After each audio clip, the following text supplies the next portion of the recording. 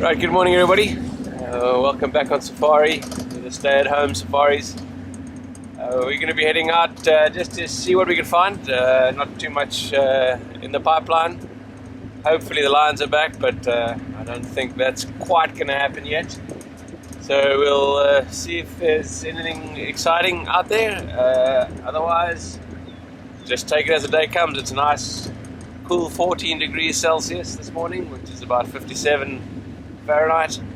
So it promises to be a great day.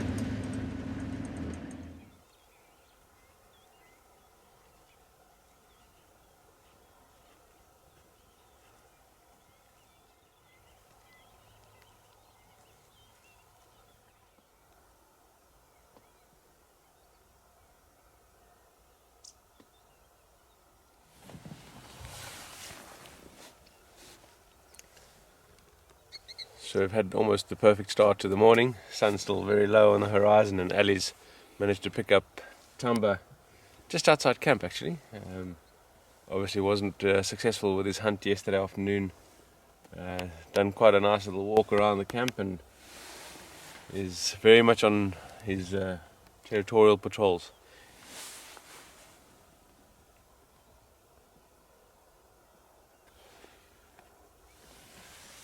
Looks like something's urinated on the ground there where Tamba's smelling and licking.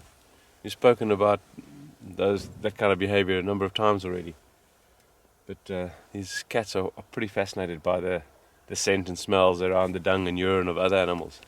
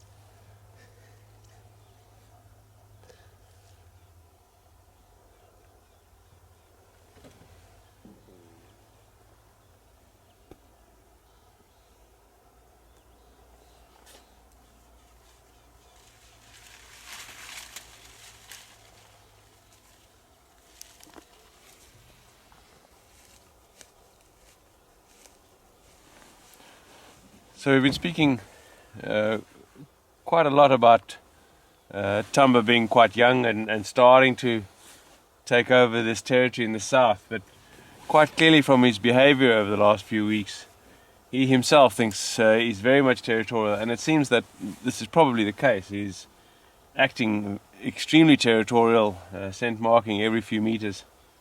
So it seems that he has established himself here in the south and will slowly over the next few years increase that territory as he gets bigger and older.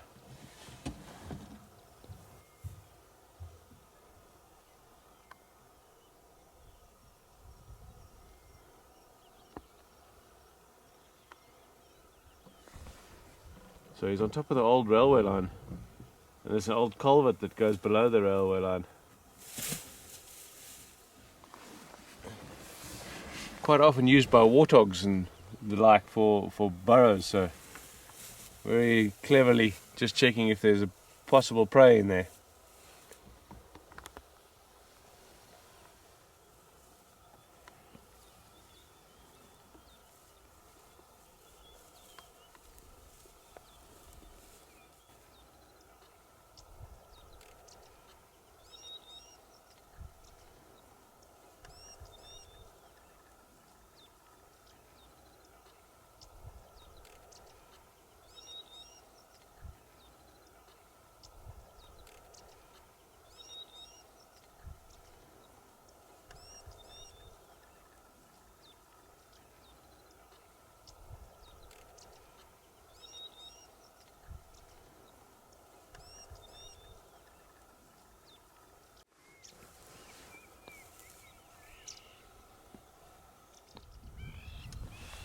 So he's actually noticed this herd of wildebeest and some zebra. I'm not sure if he's particularly interested in hunting it. There's a young zebra foal there, but he might just be paying attention so that he can avoid them without them detecting him. But we'll see what happens.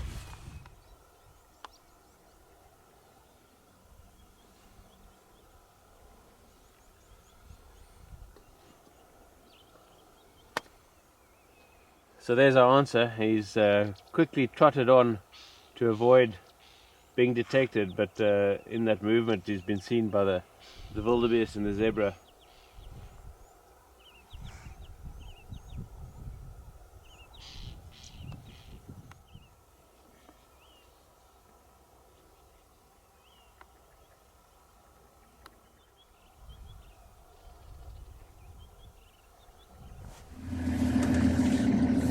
So it's quite steadily moving towards Tasselberry Dam. So we'll just stick with him until he gets there and see if he hopefully goes to drink. It'll be quite nice to see him drinking in the early morning light, and if he bypasses the dam and just continues his territorial march, then we'll carry on. So we'll just come down to the edge of the water now and we'll see if he's thirsty or not.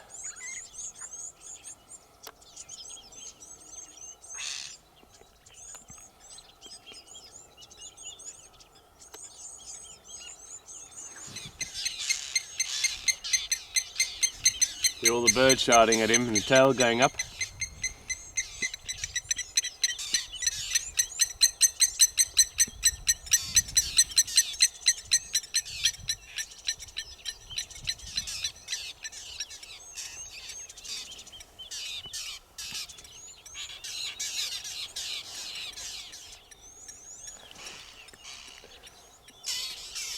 Nature has a brilliant sense of humour. The only branch along the whole water's edge, and that's where he chooses to drink.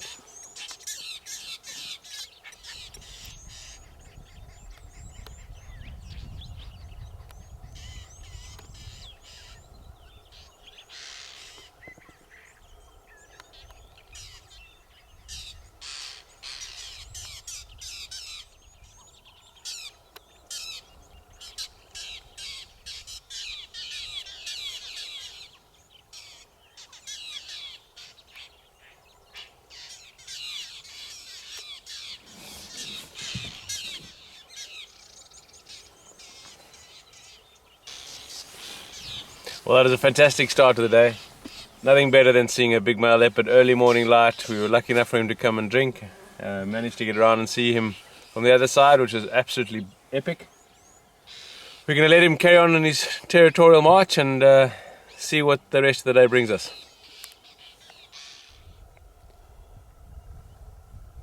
So we've come back past those zebra and wildebeest that Tumbo walked past. You can once again see the advantage of these animals, A, being in large groups and numbers, and B, the habitat they choose. Nice and open ground, and proved valuable with Tumbo there. They spotted him from a mile away. So this is classic zebra and wildebeest habitat. They are animals that rely heavily on sight to evade predation.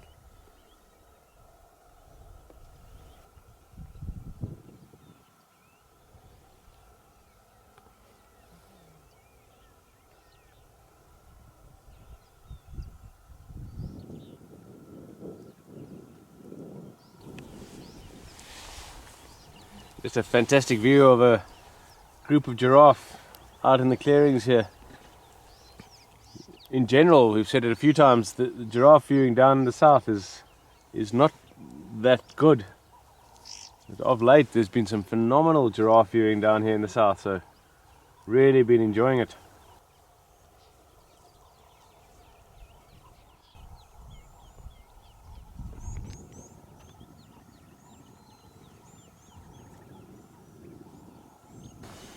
So what's interesting to observe here is an activity called osteophagy, where animals will pick up and chew on bones of old carcasses. Quite a number of the giraffe are picking up the bones and are chewing on them. The theory behind it is just to get some extra calcium, extra nutrients from the bones.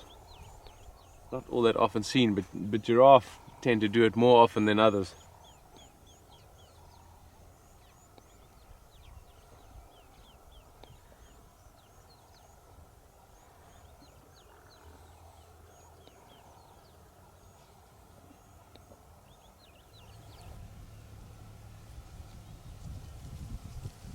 So it seems that Ali is on a bit of a golden streak, and while we were sitting with Tamba, found Dewan, which we have not seen in probably close to a month now. So since that last interaction with Tamba,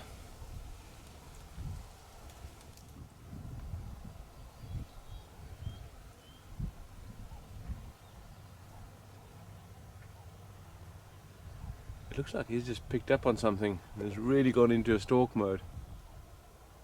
Just give him a bit of space and see what he's up to.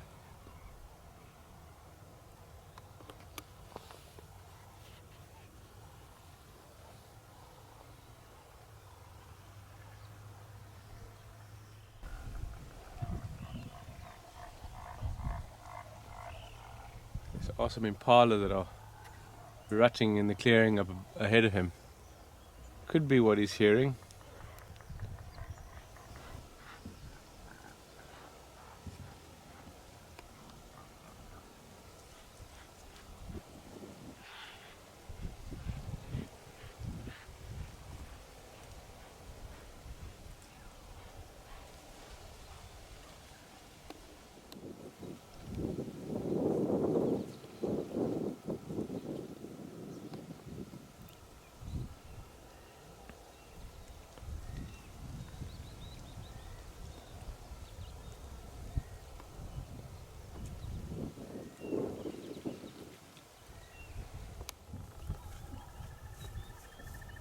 So it looks like that one is showing quite a nasty scar on his back left leg, which is healed quite well, but could explain his absence for the last month. He's been laying low.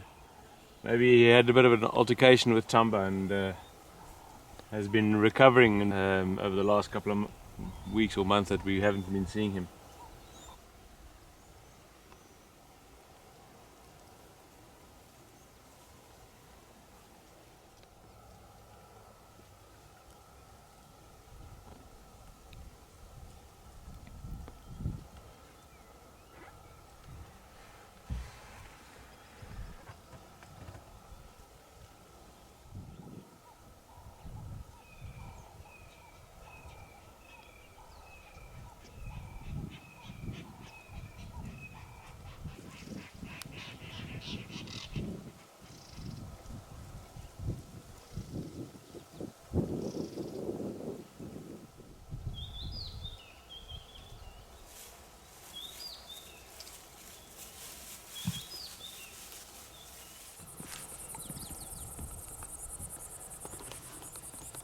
So we've spoken a little bit in the past about Dewan's loss of territory and loss of status as a dominant male. Over the last year, Ravenscourt kicked him out from the north where he was along the river. That time he was concentrating mainly in the kind of central to northern parts of our concession. Since being kicked out of his territory, he's clearly become nomadic, no longer dominant, and you can see by the lack of scent marking compared to Tamba, who was scent marking every 50 to 100 meters. Dewan hasn't been scent marking at all this morning, albeit that he's been trying to hunt some impala. But you can see on the last year's sort of observations and data recordings how his home range, as such for a better word, as he's no longer territorial, has really expanded to almost the entire size of our concession, and that's quite normal for an animal that loses its territories. It becomes nomadic and walks around quite large distances, just avoiding the dominant males. And you can see by the size of Dewan's home range now, area that he walks, it's significantly bigger than what it was when he was territorial. Right, folks, I think Dewan has found himself a nice cozy spot there in some long grass. He's still interested in some impala along the edge of the clearing here, but he's definitely taking his time, and we probably aren't helping him by following him all the time through this thick stuff, so we're going to let him be and let him hunt in peace, and see what else is out there for the morning.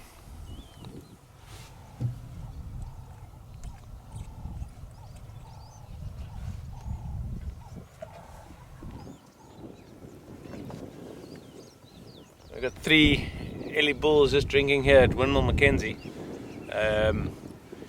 Used to be called Windmill Mackenzie because there used to be a windmill where that solar panel is now. There's a borehole here which we have a pump in, powered by the solar panel, and it just trickles into this trough where the elephants are drinking at the moment. And it's a great example of how fussy elephants can be. You can see the 3 bulls all waiting. The big dominant bull has got possession of the borehole at the moment, or the trough. From where we are, it seems like it could be empty. And he's just got his trunk at the pipe where it's just trickling out. And you can see when he drinks, he spills very little. You compare that to footage that we had where they've been drinking from the dam. They're a lot less careful with the water, but this water is so clean and cool that they don't want to spill a drop of this water. And the other 2 bulls are not drinking from the dam at all. They're waiting their turn very patiently so that they can get to the trough and have their turn at the fresh, cool water. Amazing how intelligent and clever these bulls can be.